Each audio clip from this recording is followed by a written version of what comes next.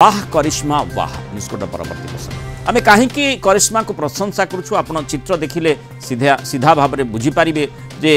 करिश्मा किभली करिश्मा करिसेंती मो production team को भी अनुरोध करी जे पूरा विजुअल तांकर माने फुल फ्रेम चलेबा पई कारण जो पोल न थाई विपद संकट अवस्था जड़े नई पार होची कर्तव्य प्रणालिता को देखौची निज जीवन को बाजी लगे नई पार होई कार्यक्षेत्र को अंगनवाड़ी कर्मी जाइछंती कर्तव्य निष्ठार एभली निच्छक उदाहरण देखा मिली केन्दुझर जिला बांसपाल हलडीही गाँव में लगाण वर्षा जोगु बलदा नदी रे जलस्तर किभली रही आपन से चित्रु अनुमान करुछंती पोल नाही 7 दिन हेलाणी हलडीही गाँव पानी घेर रही स्थिति रे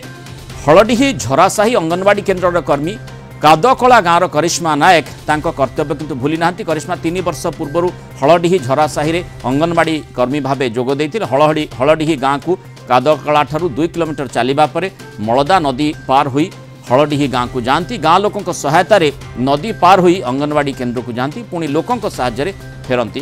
जो भली चित्र आम देखुलु से ही अनुमान करा जाई परिबो निजे कर्तव्य निष्ठा पई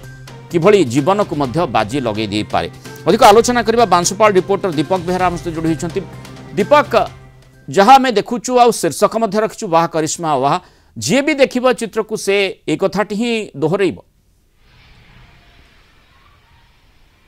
निश्चित भाव मुराल जो कथाटी आपन कहले ताकू मध्य मु दोहरेइबी ये जो केन्दुझर जिलार जो बांसपाल ब्लॉक तलकादकला पंचायत रही तलकादकला पंचायत कार्यालय मात्र 2 किलोमीटर दूर रही हरडीसाही जहाँ झरासाही कहुए तो से लोक मैंने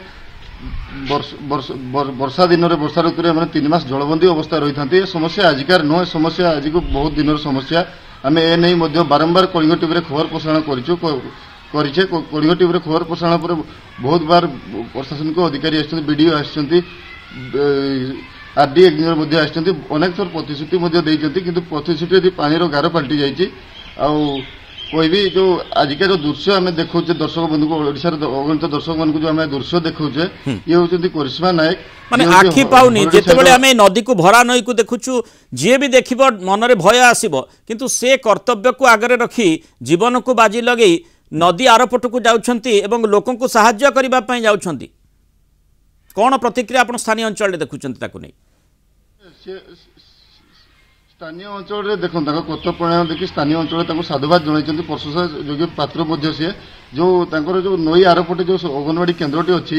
तो वर्षा जो नई बड़ी अधिक थाए से जापार ना जो नई बड़ी कहे ग्रामवासी सहायतार से नई पहरिकी ग्रामवासी नहीं गाँ को नहीं था से पिला शिक्षादान दे था समस्या नहीं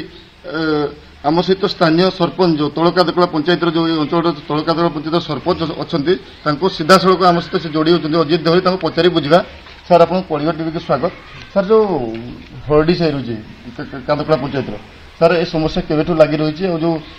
जो करिश्मा नायक जो अच्छे अंगनवाड़ी वर्कर से भरा नई जाकि शिक्षादान कर कौन केमती दृष्टि देखते कौन विषय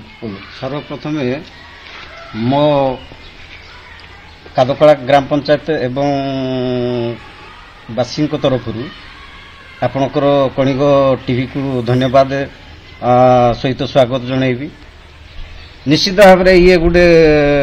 गतकाली जो कार्य कले सी स्वागत योग्य कार्य एवं बहुत महानता कार्य